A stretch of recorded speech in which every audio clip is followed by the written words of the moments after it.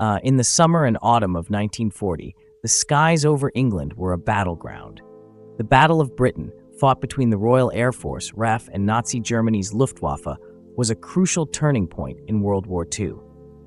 The blue expanse above turned into a deadly arena where life and death balanced precariously on the wings of Spitfires and Hurricanes. But even after the aerial battles ceased, it's said that not all of the dead left these skies. A few years ago, I found myself in a quiet pub near Biggin Hill, a historic airfield known for its pivotal role in the battle. It was there, over a pint of bitter and beneath faded photographs of young pilots, that I first heard whispers of spectral planes and ghostly pilots still flying their eternal missions. The story came from an older man, a retired historian named Roger, who had dedicated his life to preserving the memory of those who fought in the war. He spoke quietly, his eyes fixed on the flames of the fireplace, as though seeing something far away, something not of this world. Many believe the skies over Kent are haunted, he said, his voice barely above a whisper. Sometimes, when the wind is just right, you can hear the hum of engines that no longer exist and see shadows in the clouds that shouldn't be there. It's the pilots, you see, the ones who never made it back, but can't seem to rest. Intrigued by Roger's words, I dug deeper into the legends surrounding the Battle of Britain. I found that these eerie tales weren't isolated to just one place. They spanned across the airfields, the coasts, and the very skies where the battle took place. Below are some of the most chilling encounters I uncovered. Stories of spectral planes, haunted airfields, and pilots who continue to fight a war long after their time had passed. Story 1. The Ghost Squadron of Biggin Hill. Biggin Hill Airfield is a place where history lingers in the air, its silent runways and empty hangars steeped in stories of heroism and loss. During the height of the Battle of Britain, it was one of the RAF's most important airfields, launching sorties that defended England from the Luftwaffe's relentless attacks. But while the battle may have ended, some say the spirits of those who fought never left. I first heard about the ghostly sightings at Biggin Hill from a mechanic named Paul. He had been working at the airfield for over 20 years, restoring old warplanes for the local museum. The airfield had long since transitioned into a civilian space, but the legacy of the war was palpable. Photographs of young pilots lined the walls of the workshop, and the distant roar of planes could still be heard occasionally as modern jets passed by. But Paul's story had nothing to do with the living planes of today. His tale was about the planes of the past and the pilots who never returned home. It was a cold evening in early March when Paul first told me about the Ghost Squadron. We were sitting in the small canteen of the workshop, sipping tea and talking about the Spitfire restoration project he and his team were working on. The air was thick with the smell of engine oil and metal shavings, and the low hum of tools echoed in the background. "You ever heard of the Ghost Squadron?" Paul asked, his voice low. I shook my head, intrigued. "It's something the locals talk about," he continued, his eyes narrowing as he stared into his mug. "Planes? Spitfires mostly, that still fly over Biggin Hill at night. But these aren't your regular planes. They're from the war, pilots who never made it back, still flying their final missions." Paul leaned back in his chair, glancing out the window toward the darkening airfield. I didn't believe it at first. You hear a lot of stories working at a place like this, but after what I saw, well, let's just say I don't doubt it anymore. Biggin Hill's history was well known. The airfield had been a key RAF base during the Battle of Britain, launching hundreds of sorties against the Luftwaffe during the summer of 1940. It had been bombed repeatedly, and many young pilots had flown their last missions from its runways, their planes shot down over the English Channel or in the fields of Kent. Those men, Paul told me, never left. "I remember the first time I saw them," he said, his voice dropping to a whisper. "It was late, around midnight. We were working on the old Spitfire, trying to get it ready for a museum exhibit. We'd been at it for hours, and I was exhausted. The air was cold, the kind that cuts through your jacket and settles in your bones. The others had already gone home, but I stayed late to finish up." Paul had been working on the engine, his hands deep in the guts of the old plane, when he heard it, the low, distant hum of engines. At first, he thought it was a modern plane flying overhead. Biggin Hill was still used for private and commercial flights, and it wasn't unusual to hear planes coming and going, even late at night. But something about this sound was different. It wasn't the smooth whine of a jet engine. It was rougher, louder, like the growl of something older. I looked up, expecting to see a modern plane coming in for a landing, Paul continued. But the sky was empty, just stars and clouds. I figured it was my imagination, so I went back to work. But then I heard it again, louder this time, closer. The sound of the engines grew, reverberating through the hangar, filling the air with an almost tangible presence. Paul stepped outside, wiping the grease from his hands as he scanned the skies. The wind had picked up, rustling through the trees that lined the airfield, but there was no sign of any planes. Then I saw them, Paul said, his voice barely above a whisper. 3 Spitfires flying in formation, coming in low over the runway. At first, Paul thought it was a group of enthusiasts flying vintage planes. There were plenty of restored Spitfires still in operation, flown at air shows and events across the country. But something about these planes was wrong. They weren't flying with the smooth precision of modern pilots. Their movements were jerky, erratic, like they were being tossed around by unseen forces. And then there was the way they looked. They were translucent, Paul said, struggling to find the right word. Not quite solid, like they were made of mist or smoke, but they were there. I could hear the engines, feel the wind as they passed overhead, but as soon as they reached the end of the runway, they vanished, just disappeared into thin air. Paul wasn't the only one who had seen the ghostly planes. Over the years, several of the mechanics working at Biggin Hill had reported strange sightings and sounds. James, a younger mechanic who had been working with Paul for a few years, had his own encounter not long after he started. It was a Sunday, James recalled. We were closing up the hangar after finishing some work on the Spitfire. The sun had just set, and the airfield was quiet. Too quiet, really. You know how it gets around here sometimes. The air feels heavy, like there's something watching you. James and Paul had been the last ones to leave that evening. As they were locking up, they heard it, the low, unmistakable growl of Merlin engines. At first, they thought it was just another vintage plane coming in for a landing, but when they looked up, the sky was empty. We stood there for a minute, just listening, James said, and then we saw them. 3 Spitfires flying low, coming straight toward us.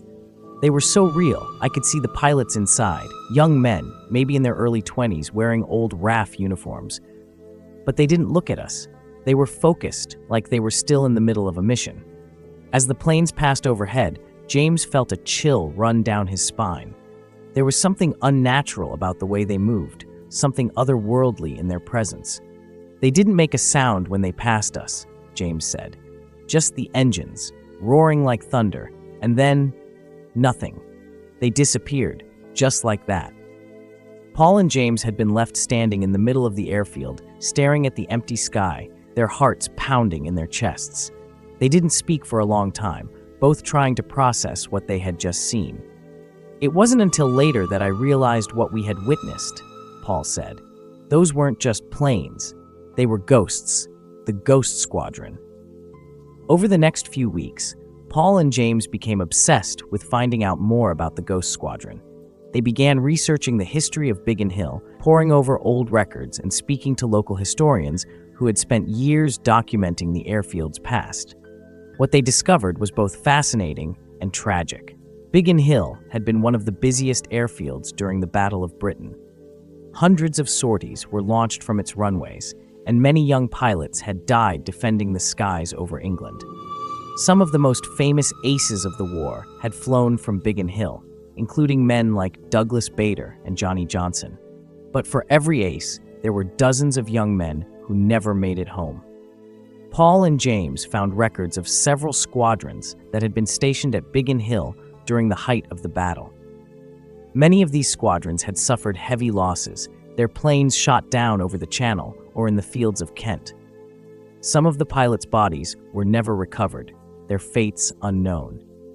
One squadron in particular caught their attention, Number 92 Squadron, known for its fearless pilots and high casualty rate. The squadron had been stationed at Biggin Hill in the summer of 1940 and had flown numerous missions against the Luftwaffe. Many of its pilots had been killed in action, their planes lost in the chaos of battle. "It made sense," Paul said. "The Ghost Squadron, those young men who never came back, they're still flying, still defending the skies, even though the war is long over." But the more Paul and James learned about the Ghost Squadron, the more questions they had. Why were these pilots still here? What were they looking for? And why had they appeared to them? It was a few weeks later when Paul and James had their final encounter with the Ghost Squadron. It was late one night, and they had stayed behind to finish up some work on the Spitfire. The air was thick with fog, rolling in from the surrounding hills and settling over the airfield like a blanket. "We were just about to pack up when we heard it," Paul said. "That same sound, those engines. But this time, it was louder, closer, like they were right on top of us."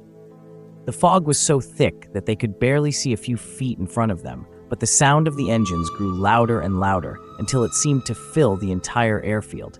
And then they saw them. 3 Spitfires, emerging from the fog, their wings glinting in the faint moonlight. The planes were flying in perfect formation, just as they had been in the previous encounters, but this time there was something different. The planes were clearer, more solid, as if they had become more real. Paul and James stood frozen, watching as the planes descended toward the runway. The air around them was electric, charged with an otherworldly energy. As the planes touched down, their wheels making no sound on the tarmac, the figures inside became clearer. "They were young," James said, his voice thick with emotion. "So young, I could see their faces, determined, focused. They didn't look scared, they looked ready." The planes rolled to a stop, and for a moment, everything was still. The fog swirled around the planes, their engines still humming softly. And then, without warning, the pilots stepped out of their planes.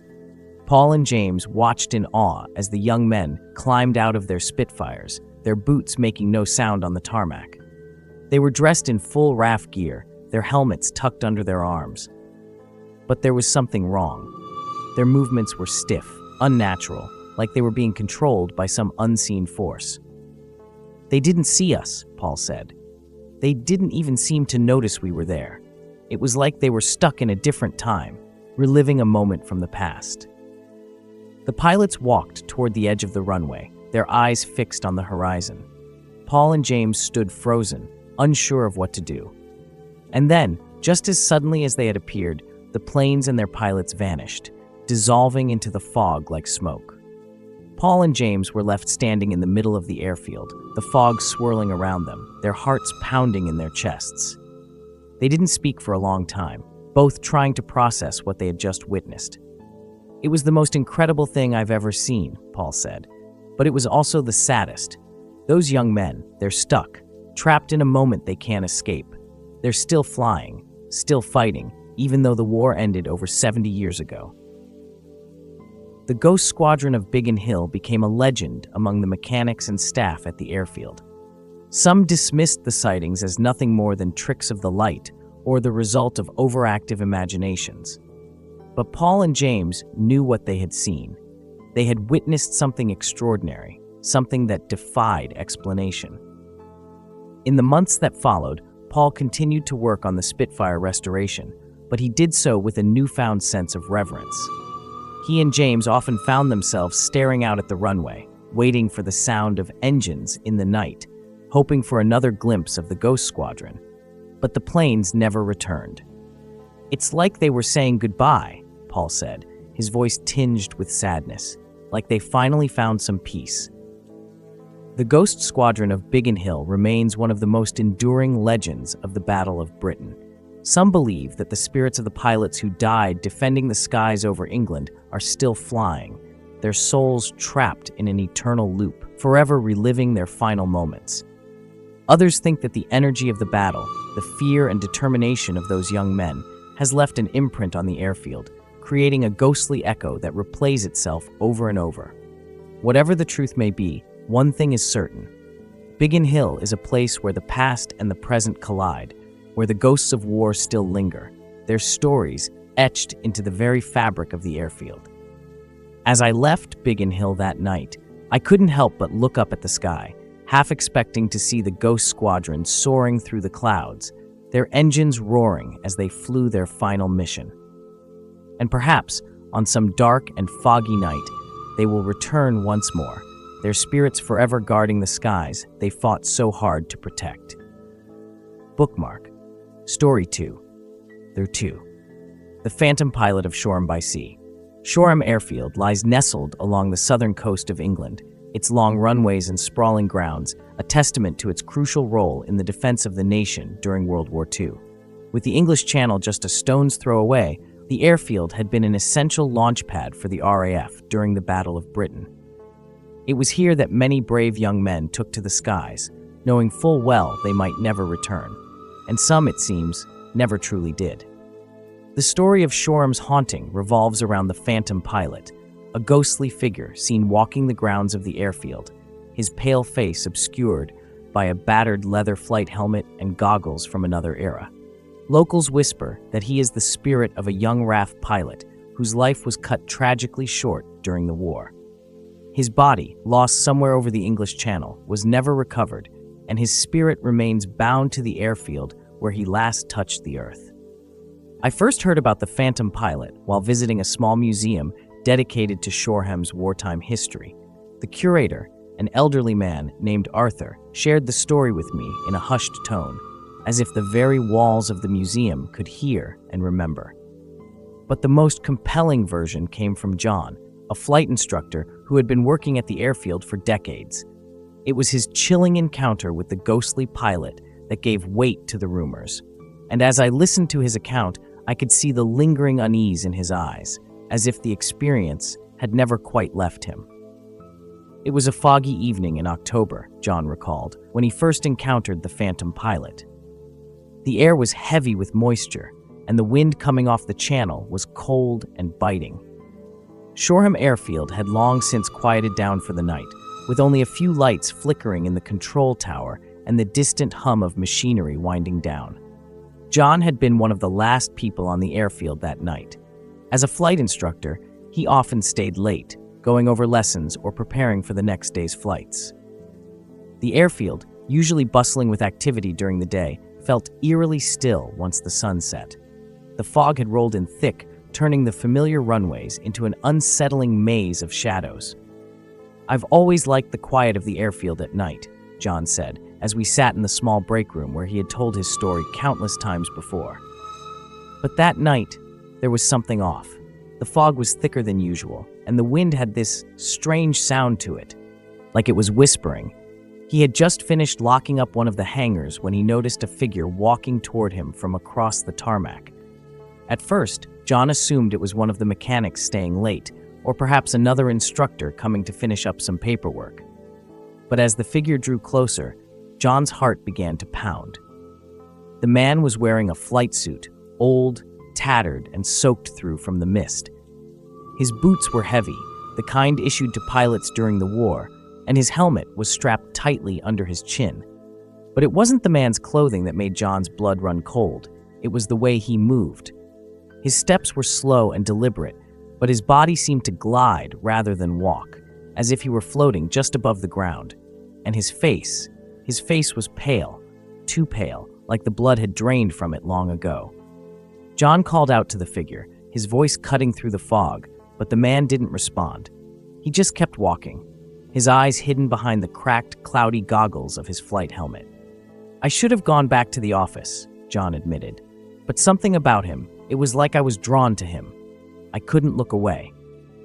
The figure continued toward him, walking with the steady purpose of a man on a mission. John stood frozen, unsure whether he should follow or run. As the man passed by him, John felt a sudden chill in the air, a coldness that seemed to seep into his very bones. And then, just as the figure reached the old unused hangar at the far end of the tarmac, he vanished into the fog. John blinked, his breath caught in his throat. One moment the man had been there, solid and real, and the next, he was gone. The next day, John tried to rationalize what he had seen. Perhaps it had been a trick of the light, he told himself, or maybe the fog had played tricks on his mind. But deep down, he knew what he had witnessed wasn't normal. He had heard the whispers before, stories of a phantom pilot wandering the airfield, lost in time, searching for something he would never find. Determined to uncover the truth, John began asking around. He spoke with some of the older mechanics, men who had been working at Shoreham since before the war. One of them, a grizzled veteran named George, had a look in his eye when John mentioned the ghostly figure. "You've seen him, haven't you?" George asked, his voice gravelly from years of smoking. John hesitated, then nodded. George let out a long breath, shaking his head slowly. "You're not the first. We call him the Phantom Pilot. Been seeing him on and off since the war ended. No one knows who he is exactly, but there's a story." George leaned in, his voice dropping to a near whisper. "Back during the war, there was a young pilot stationed here. He was flying out over the channel when he got into a dogfight with a German Messerschmitt. Took some heavy fire, and his plane went down. They never found him, never recovered the body. Some say he's still out there, trying to make his way back home." John felt a chill run down his spine as George told the story. He had heard rumors of pilots lost over the channel, their planes swallowed by the sea. But this was different. This was personal. The Phantom Pilot had walked right past him, close enough for John to feel the cold that clung to his ghostly form. "Do you believe it?" John asked, his voice unsteady. George shrugged. "Doesn't matter what I believe. He's out there. Seen him myself a few times, always at night, always when the fog rolls in." The story of the Phantom Pilot consumed John. He spent hours in the airfield's archives, poring over old records and flight logs, trying to piece together the identity of the ghost. There were dozens of pilots who had flown out of Shoreham during the war, many of whom had never returned. But there was one name that stood out. Flight Lieutenant Peter Hammond, a young RAF pilot who had been reported missing in action during the summer of 1940. Hammond's final mission had been a routine patrol over the channel, but he had radioed in after engaging with a German fighter. His last transmission had been garbled, filled with static, but the message was clear enough. He was going down. John found an old photograph of Hammond in the archives, and as he stared at the young man's face, he felt a strange sense of familiarity. Hammond was only 22 when he disappeared, his whole life ahead of him. But instead of living out his years, he had become a part of the airfield's ghostly history, forever trapped between the world of the living and the dead. Determined to know more, John sought out Arthur, the curator of the local museum, who had spent years researching the airfield's history. Arthur had heard the story of the Phantom Pilot many times, but he believed there was more to the legend than just a lost soul wandering the airfield. "You see," Arthur explained, his eyes twinkling with curiosity, "there's a theory that ghosts aren't just spirits. They're echoes, residual energy left behind by traumatic events. When someone dies suddenly, violently, that energy can get trapped, replaying itself over and over like a broken record." John listened intently as Arthur explained the theory. Could it be that Flight Lieutenant Hammond wasn't aware he was dead? Was he simply reliving the final moments of his life, trying to complete a mission that had ended too soon? "I don't know," Arthur admitted, "but if anyone's seen him up close, it's you. Maybe there's a reason he appeared to you." Weeks passed, and the foggy night in October became a distant memory, though it still haunted John's thoughts. He continued his work at the airfield, but every time he locked up at night, he found himself glancing toward the old hangar, half expecting to see the Phantom Pilot walking through the mist once again. It wasn't until late November, during another stormy night, that John's fears became a reality. The wind was howling outside, rattling the windows of the control tower as John sat at his desk, finishing up some paperwork. The lights flickered as the storm raged, casting eerie shadows across the room. The airfield was empty, save for a few night staff who were busy in the hangars, and the thick fog had rolled in once more, swallowing the runways in its ghostly embrace. As John glanced out the window, his heart skipped a beat. There, standing at the far end of the tarmac, was the Phantom Pilot. His form was clearer this time, more solid, as if the storm had somehow strengthened his presence. The old flight suit clung to his body, wet and tattered, and the cracked goggles still obscured his eyes. But there was no mistaking him. This was the same man John had seen before. The Phantom pilot stood motionless, staring out at the fog-covered runway as if waiting for something, perhaps a plane that would never come, or an order that had long since been forgotten. John felt a surge of adrenaline. This was his chance, his opportunity to get closer, to understand what the ghost wanted. He grabbed his jacket and rushed out into the storm, the wind whipping against him as he made his way across the tarmac. As he approached the figure, the cold hit him like a wall. It was a cold unlike anything he had ever felt before, sharp, biting, and unnatural. His breath came in short, frosty bursts as he called out to the Phantom pilot. "Flight Lieutenant Hammond!" John shouted, his voice barely audible over the howling wind. "Can you hear me?" The figure didn't move, didn't acknowledge him, but as John stepped closer, he could see the pilot's face more clearly, the pale, drawn skin, the hollow cheeks, and the vacant expression of a man who had seen too much death. John was only a few feet away now, close enough to reach out and touch the ghostly figure. His heart raced as he extended his hand, hoping for some kind of connection, some sign that the pilot knew he was there. But just as his hand brushed the air where the figure stood, the Phantom pilot vanished, dissolving into the fog like a wisp of smoke. John stood there, frozen, his hand still outstretched.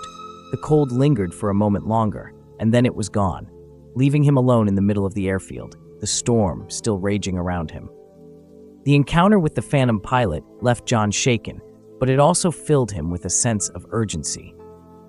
He couldn't let the ghost's tragic story end this way.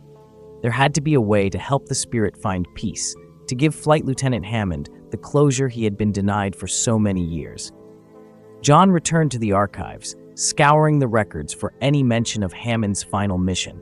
He found the flight log from that fateful day, June 24, 1940. Hammond had been flying a Spitfire, tasked with patrolling the channel for incoming German bombers.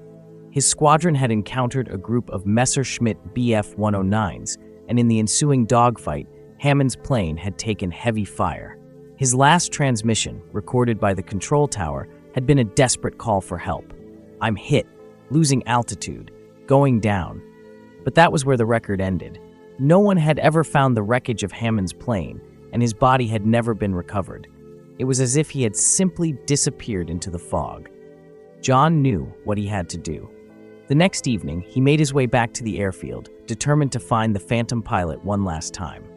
The fog was thick, as it often was this time of year, and the wind howled through the hangars, carrying with it the distant echo of long-forgotten battles. John stood at the edge of the runway, his breath forming clouds in the cold air. He called out into the night, his voice strong and clear. "Flight Lieutenant Hammond, I know what happened to you. I know you're still here." For a long moment, there was only silence, save for the wind and the distant rumble of thunder. But then, slowly, the fog began to shift, swirling around the tarmac like a living thing. And there, emerging from the mist, was the Phantom pilot. He stood at the far end of the runway, just as he had before, his ghostly form barely visible in the swirling fog. But this time, there was something different about him. He looked tired, worn down, as if the weight of his eternal mission had finally taken its toll. John took a deep breath and stepped forward, his heart pounding in his chest. "I know you didn't make it back," he called out, "but it's over now. The war is over. You can rest." The Phantom pilot didn't move, didn't respond. But as John approached, he could see the pilot's expression more clearly, the sorrow etched into his features, the desperation in his eyes. John stopped a few feet away, the cold radiating from the ghost like a bitter wind. He raised his hand once more, hoping to bridge the gap between their worlds. "You don't have to keep flying," John said softly. "It's time to go home." For a moment, the Phantom pilot seemed to waver, his form flickering in and out of existence. And then, slowly, he turned his head to look at John. Their eyes met, John's filled with compassion, the Phantom pilot's filled with something John couldn't quite name. Gratitude, perhaps, or relief. And then, with a final solemn nod, the Phantom pilot turned away and began to walk down the runway, his steps growing fainter as the fog swallowed him whole. John watched in silence as the ghostly figure disappeared into the mist, his heart heavy with a strange mixture of sadness and peace. The Phantom pilot was gone. In the days that followed, John couldn't shake the feeling that something profound had happened that night. The airfield felt different, quieter somehow, as if a great weight had been lifted. The fog still rolled in from the channel, and the wind still whispered through the hangars, but the presence that had haunted Shoreham for so many years was gone. John never saw the Phantom pilot again. He continued his work at the airfield, but every now and then, on stormy nights when the fog was thick and the wind howled through the darkness, he would find himself looking out at the runway, half expecting to see the ghostly figure of Flight Lieutenant Hammond walking toward him. But the airfield remained silent, the Phantom pilot's final flight complete. As John told me his story, there was a note of sadness in his voice, but also a sense of closure. "Some people don't believe in ghosts," he said with a wry smile, "but I know what I saw, and I know that whatever was keeping that pilot here, it's gone now. He's finally at peace." And with that, John stood up, his hands in his pockets, and glanced out the window toward the airfield, where the mist was already beginning to rise once more. "Maybe he's flying somewhere else now," John said quietly, "but I hope, wherever he is, he's finally found his way home." Story 3. The Wailing Winds of Dover. The white cliffs of Dover are a sight to behold, majestic, towering over the English Channel, a symbol of resilience and protection for centuries. But beneath the beauty of those cliffs, especially during the dark and stormy nights, strange tales circulate among the locals.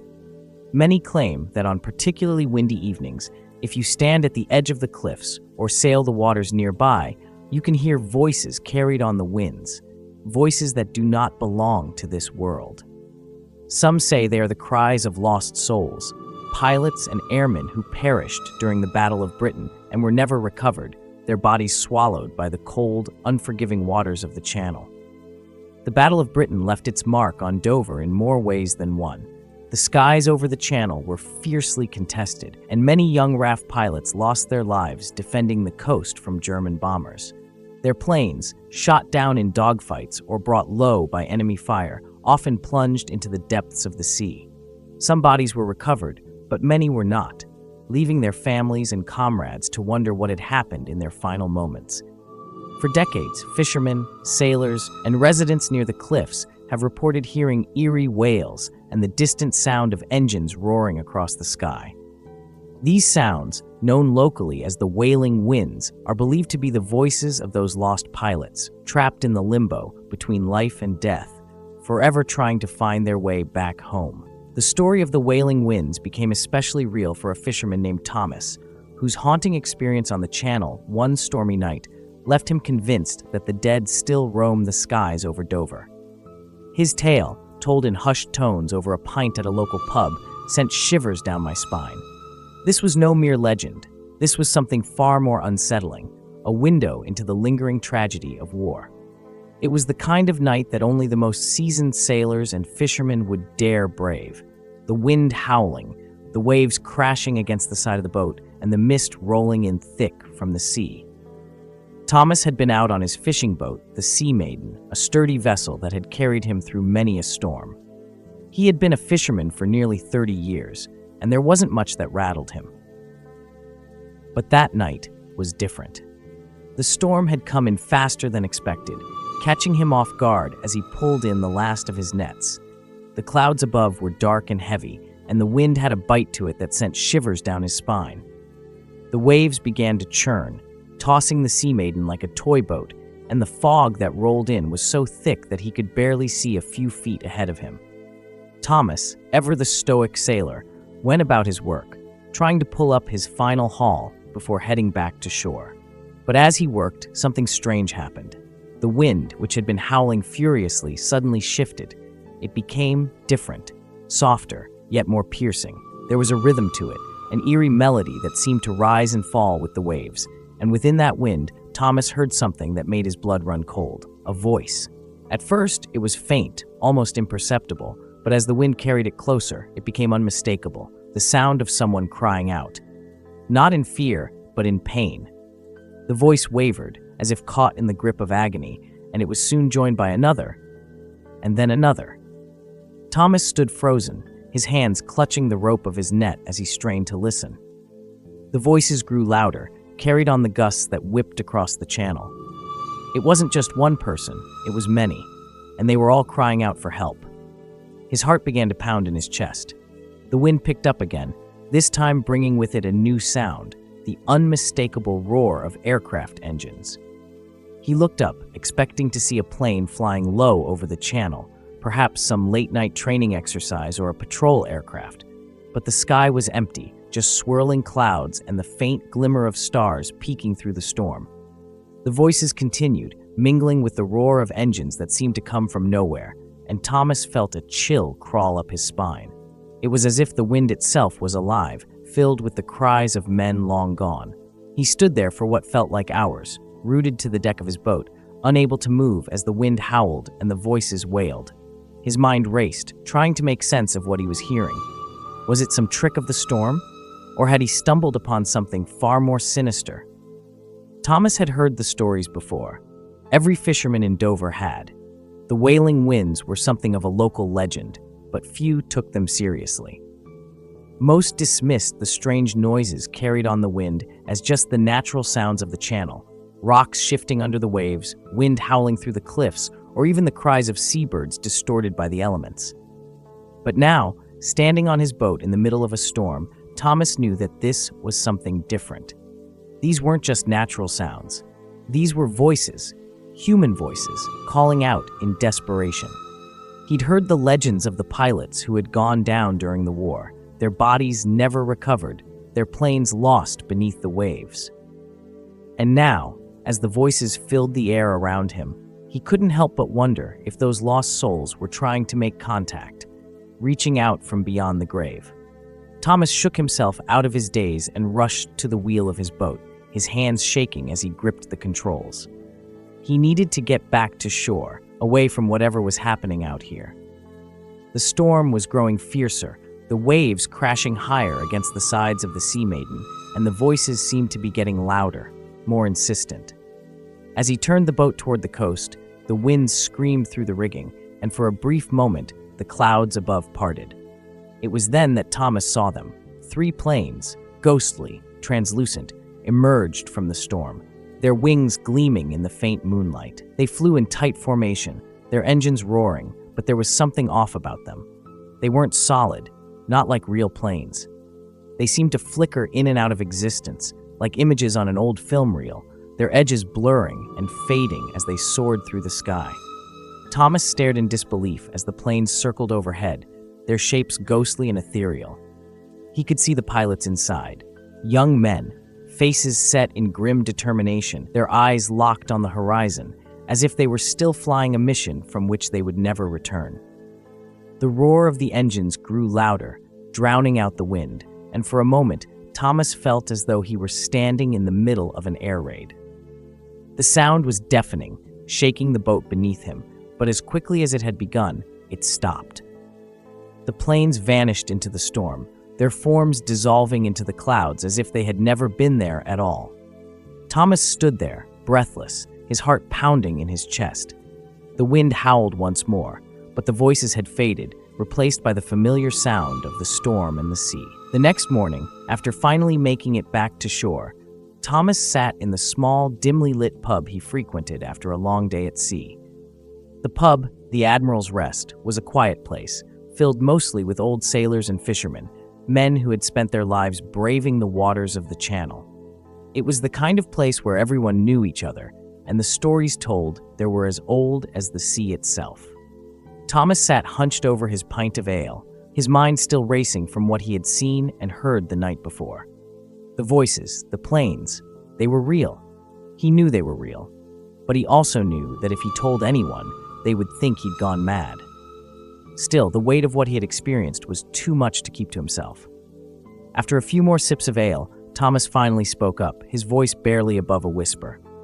"You ever heard the wailing winds?" he asked, his eyes darting around the room. The few men sitting at the bar glanced over at him, exchanging knowing looks. One of them, an old fisherman named Bill, chuckled softly. "Aye, I've heard 'em," Bill said, taking a long drag from his pipe. "But I wouldn't go listening too closely, lad. That's not for the livin' to hear." Thomas frowned. "You don't believe it, do you?" Bill shrugged. "Believe it or not, it don't matter. Those winds, they've been around long before we were here. The souls of the dead trapped between this world and the next. Some say it's the pilots who went down during the war. Others think it's sailors lost at sea. Either way, it's bad luck to hear 'em. Bad luck indeed. The other men at the bar nodded in agreement, their faces somber. They had all heard the stories of men who had been out on the water during a storm and come back changed, haunted by the cries they had heard on the wind. "You heard 'em last night, didn't you?" Bill asked, his eyes narrowing as he studied Thomas's face. Thomas hesitated, then nodded slowly. "I did, and I saw something else too. Planes, ghost planes, flying over the channel. There were pilots inside. I saw them clear as day." Bill's expression darkened, and the other men at the bar shifted uncomfortably in their seats. "Best not speak of it," Bill muttered, tapping his pipe against the bar. "The dead don't like to be disturbed." Thomas felt a chill run down his spine. He had expected skepticism, maybe even ridicule, but the men at the pub took his story seriously, too seriously. Bill leaned in closer, lowering his voice. "They say the wailing winds are the souls of the pilots who went down during the Battle of Britain. Planes shot out of the sky, never found. Their bodies are still out there, somewhere in the channel, and their spirits can't rest. They're trapped, reliving their final moments, still trying to fly home." Thomas swallowed hard, his mind racing. Could it really be true? Could the voices he had heard, the planes he had seen, be the spirits of those long-lost pilots, still searching for a way back to shore? "I've seen him myself," Bill added quietly. "Years ago, out on the water during a storm. Thought I was going mad at first, but I know what I saw. Same as you. They're still out there, lad. Still flying, still crying for help, and they ain't never gonna find it." Days passed, and Thomas couldn't shake the memory of what he had experienced that night on the channel. The voices, the planes, it was as if they were seared into his mind, replaying over and over again, haunting his every thought. He tried to go about his work as usual, but every time the wind picked up, he found himself listening, straining to hear the faint wails carried on the breeze. Sometimes, late at night when the fog rolled in, he thought he could hear them, just faintly, like a distant echo from another time. But it wasn't until a few weeks later, during another stormy night at sea, that he encountered them again. It was late November, and the weather had taken a turn for the worse. The storm clouds had gathered quickly, dark and ominous, and the wind had picked up, howling across the channel with a fury that made even the most experienced sailors nervous. Thomas was out on the Sea Maiden once more, pulling in the last of his nets, when the familiar sound of engines filled the air. His heart skipped a beat. He knew that sound. It was the same roar he had heard weeks before, the sound of aircraft engines, but not the kind you'd hear today. These were older, rougher, the sound of planes from another era. Thomas looked up, squinting through the rain and fog, and his breath caught in his throat. The ghost planes had returned. This time, there were 4 of them, 3 Spitfires and a Messerschmitt, locked in a deadly dogfight, their engines screaming as they weaved through the storm. The planes flickered in and out of view, their forms ghostly and translucent, but their movements were sharp and precise, as if they were still fighting a battle long since forgotten. Thomas watched in stunned silence as the planes circled overhead, the roar of their engines mixing with the howling wind. He could see the pilots inside, their faces grim and determined, their hands gripping the controls as they fought for their lives. For a moment, it was as if time had slipped, and Thomas was no longer standing on the deck of his fishing boat in the present day. He was there, in the middle of the Battle of Britain, watching as these brave young men fought to defend their homeland from the enemy. But as quickly as the dogfight had begun, it ended. The planes vanished into the storm, their forms dissolving into the mist like smoke, leaving behind only the echo of their engines and the distant wails of the wind. Thomas stood there, his heart pounding in his chest, his mind racing. What he had seen was impossible, but real. The wailing winds weren't just a legend. They were a window into the past, a glimpse of a battle that had never truly ended. That night, as Thomas sat in his small cottage by the sea, staring into the crackling fire, he couldn't shake the feeling that the wailing winds were more than just a haunting. They were a cry for help, a desperate plea from souls trapped between this world and the next, unable to move on because their bodies had never been recovered, their stories never fully told. He thought about the pilots he had seen in the ghostly planes, their young faces, their determination, and the way they seemed to be reliving their final moments over and over again. Was it possible that they didn't even know they were dead? That they were still flying their missions, unaware that the war had ended long ago? The thought sent a shiver down his spine. If that were true, then those men were trapped, forever reliving their final moments in the stormy skies above Dover, unable to find peace. Thomas knew he couldn't just forget about what he had seen. He needed to understand more, to find out why these spirits were still haunting the channel, and if there was any way to help them. The next day, he went to the local library, searching for records of the pilots who had been lost over the channel during the Battle of Britain. He found old flight logs, reports of dogfights, and lists of the men who had gone missing in action, their planes never recovered. There were hundreds of names, each one a young man who had taken to the skies, never to return. But there was one name that stood out to Thomas: Squadron Leader James "Jimmy" Rowe. Rowe had been a celebrated pilot during the war, known for his skill and bravery in the face of overwhelming odds. But his plane had been shot down during a dogfight over the channel in 1940, and his body had never been found. Thomas couldn't shake the feeling that Rowe was one of the pilots he had seen in the ghostly planes. The timing matched, and the description of Rowe, a young man with sharp features and a steely determination, seemed to fit the face of the pilot Thomas had glimpsed in the storm. But what could he do? How could he help a man who had been dead for more than 70 years? The answer came to Thomas during another stormy night on the channel, just a few weeks after his discovery of Rowe's story. He had been hesitant to go back out on the water, especially after everything he had seen, but something drew him there, an unshakable feeling that he needed to see the ghost planes one last time. As he sailed into the heart of the storm, the wind howling and the waves crashing against the Sea Maiden, Thomas felt a sense of anticipation building in the air.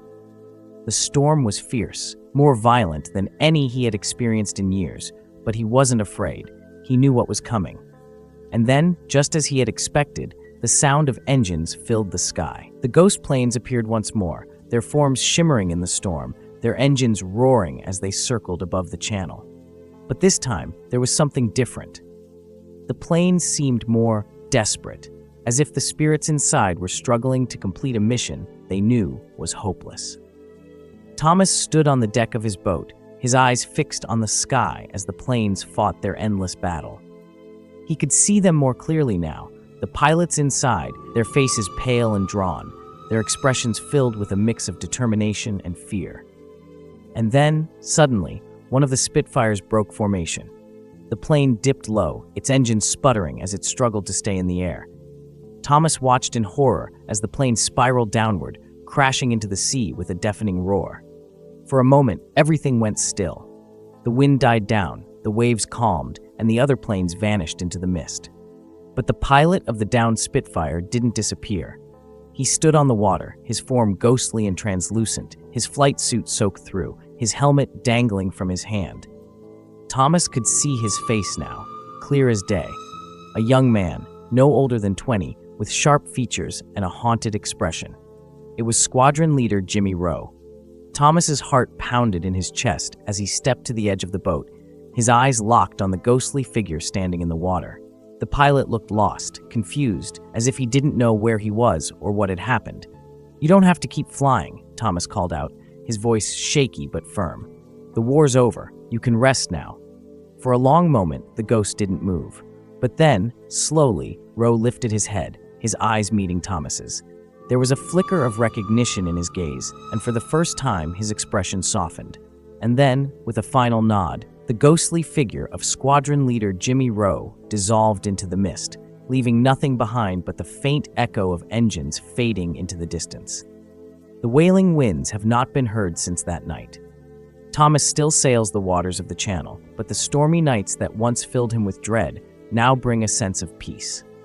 The ghostly planes are gone, their pilots finally at rest, their cries no longer carried on the wind. But every now and then, When the fog rolls in thick and the wind begins to howl, Thomas finds himself listening, just in case. And though the voices are silent now, he knows that the men who once flew those ghostly planes are finally home. Story 4.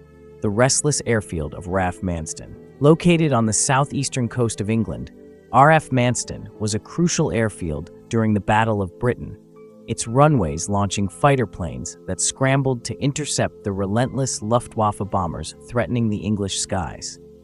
The airfield played a key role during World War II, but it also suffered greatly under the weight of war, enduring constant bombing raids and witnessing the loss of countless pilots who never made it back.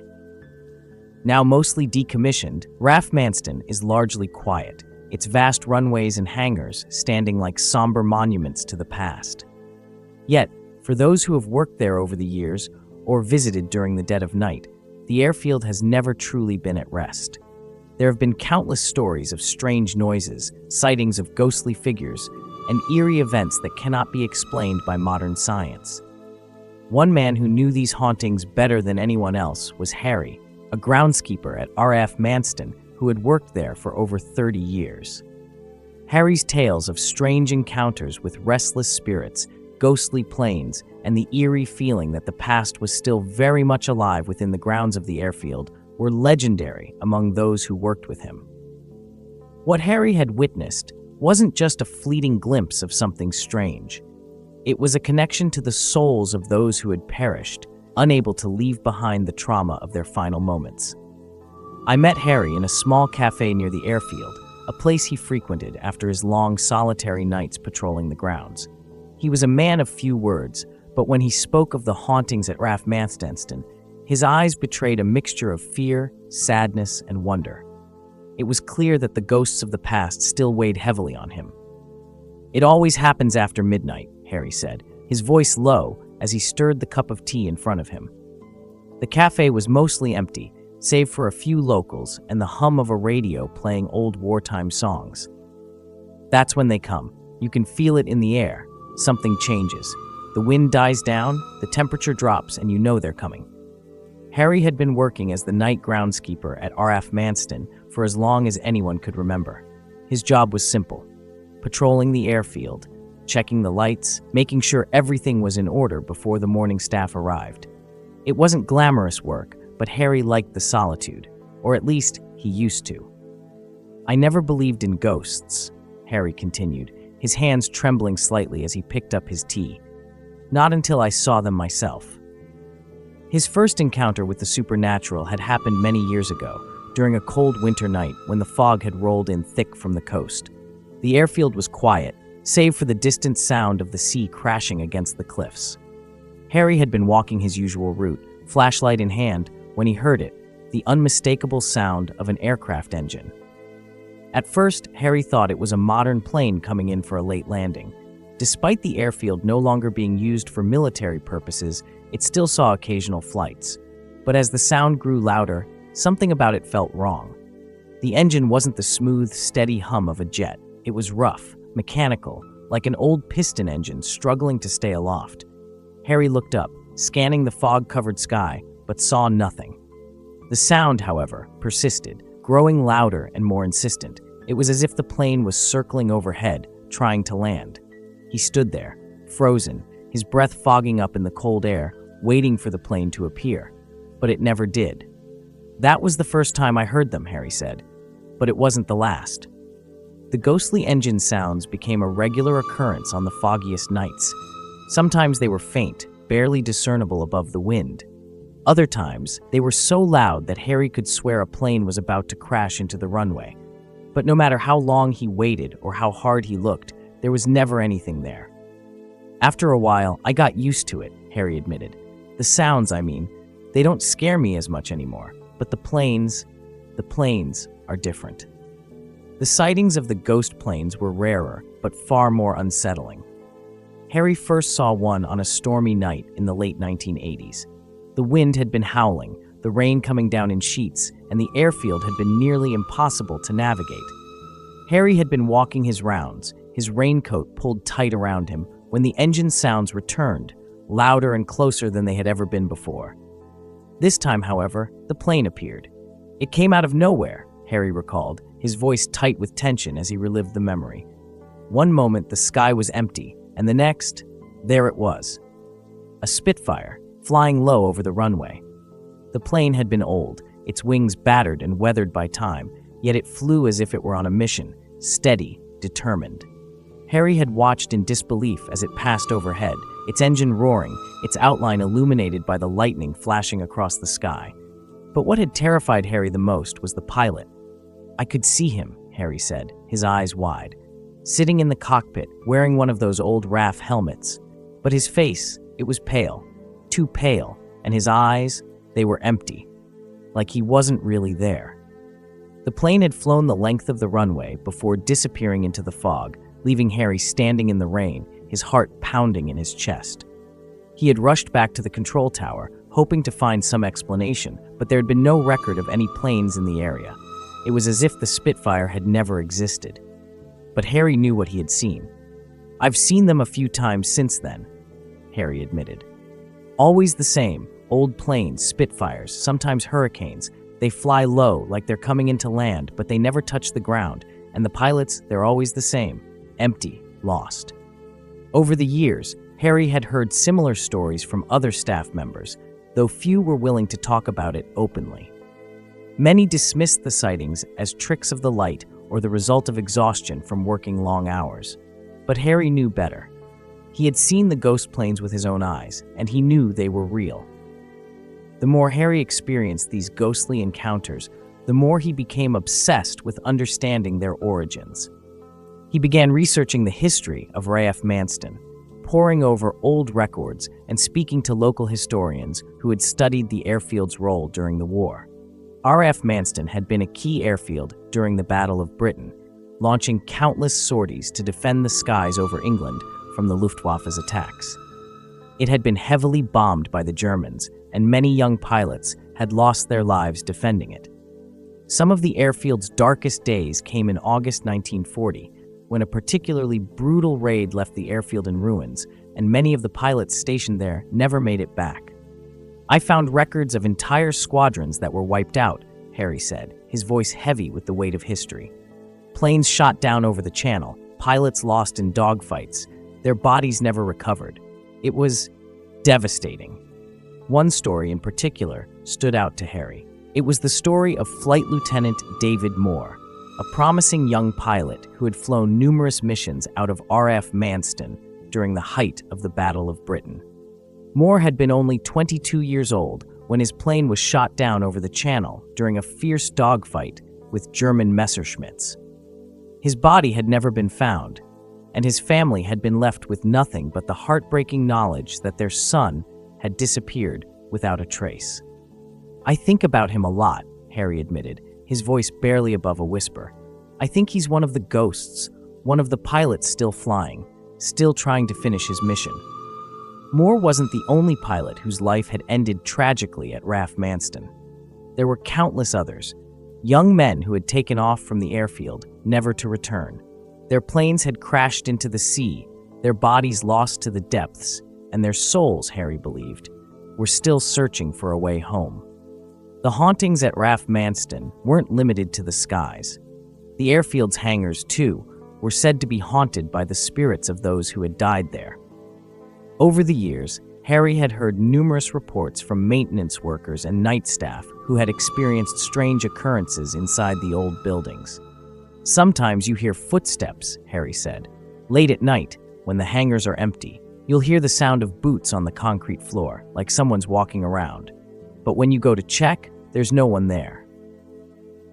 The footsteps were often accompanied by other strange sounds, voices murmuring in the distance, the clank of metal tools being moved, the faint hum of engines that hadn't been started in decades. "There's one hangar, in particular," Harry continued, "Hangar 3. It's always been the worst. People don't like going in there at night. Too many strange things happen." Harry recounted a particularly chilling incident that had occurred a few years earlier. A group of mechanics had been working late in Hangar 3, performing routine maintenance on one of the old planes that was being restored for an air show. The work had gone smoothly until, around midnight, the power suddenly went out.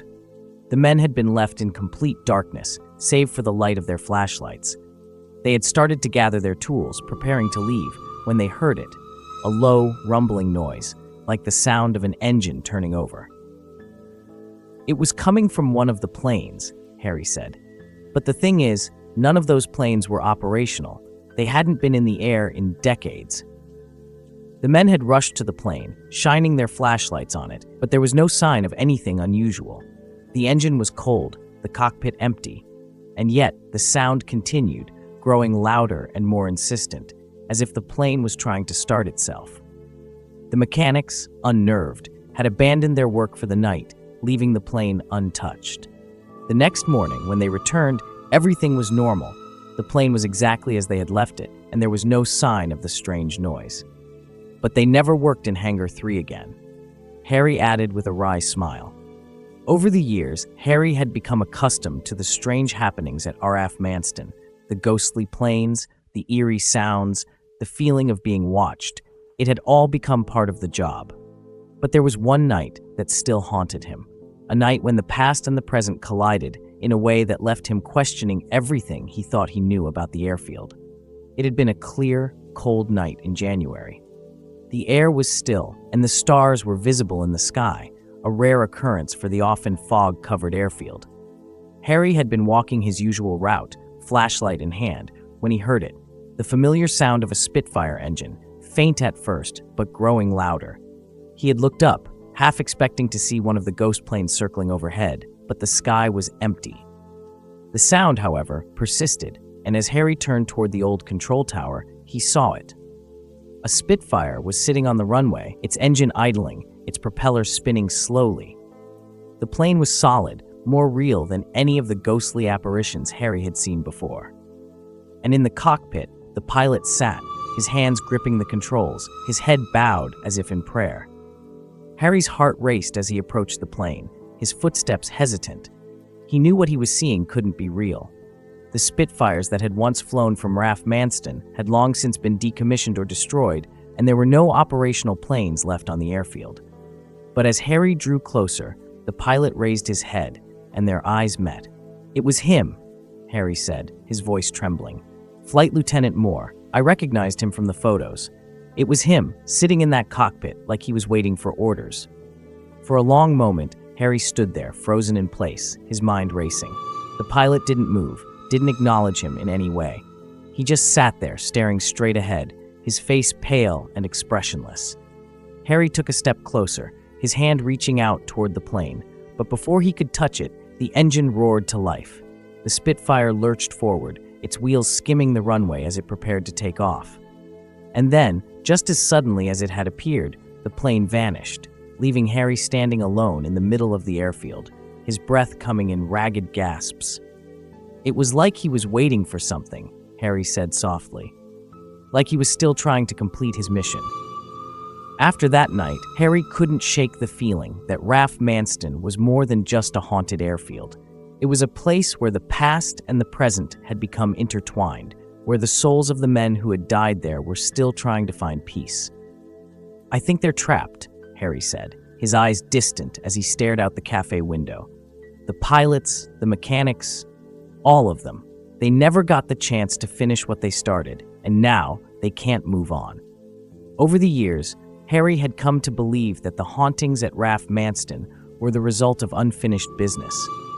The men who had flown from the airfield, who had fought and died in the skies above, were still tied to the place, unable to let go of the trauma of their final moments.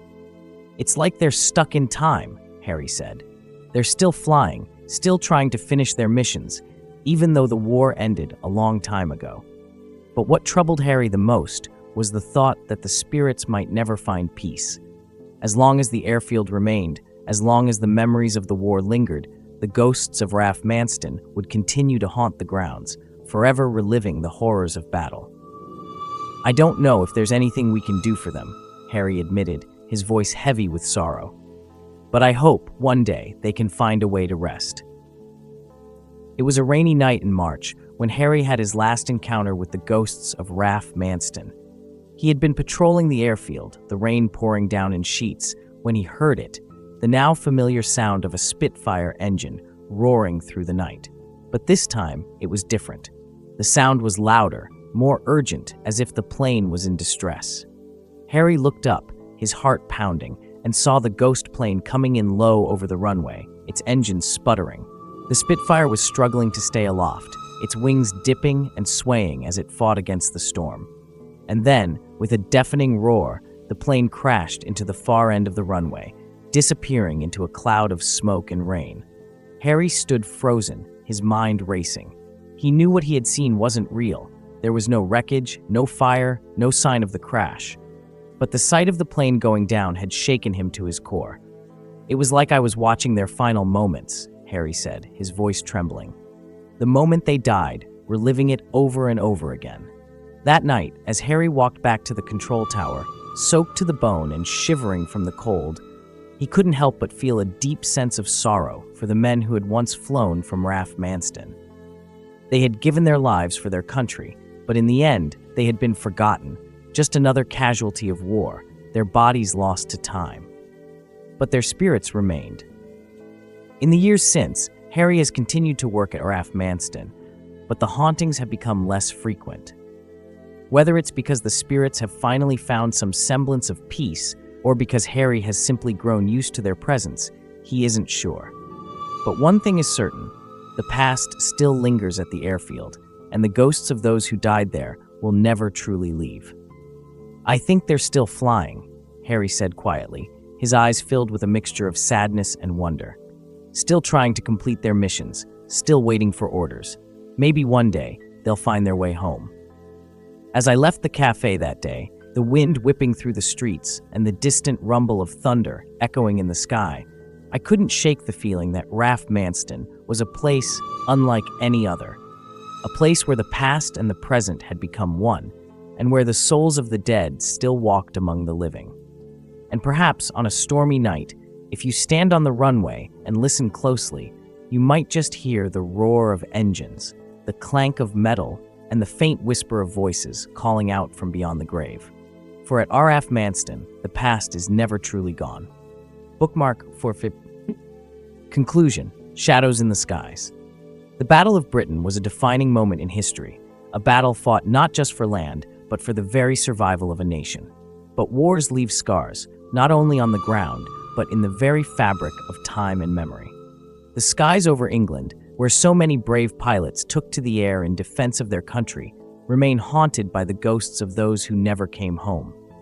From the spectral squadron at Biggin Hill to the phantom pilot of Shoreham, from the wailing winds over Dover to the restless spirits at RAF Manston, these stories remind us that the past is never truly gone. The dead may rest, but sometimes their stories linger, caught in the wind, etched into the clouds, forever circling above the land they fought to protect. If you ever find yourself near one of these old airfields on a quiet, misty night, listen closely. You might just hear the faint roar of Merlin engines, the crackle of long-forgotten radio transmissions, or the distant cries of pilots still searching for a way home. And if you do, remember to look up. The haunted skies are never far away.